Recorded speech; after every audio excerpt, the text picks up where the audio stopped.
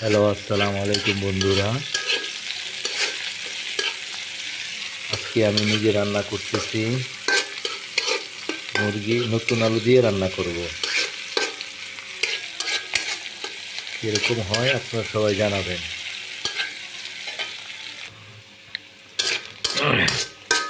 পেঁয়াজগুলো ভেজে নিব।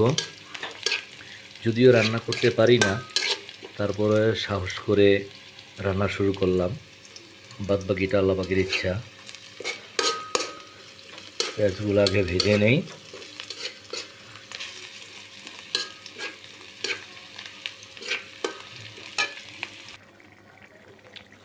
এখন একটু কষিয়ে নেব।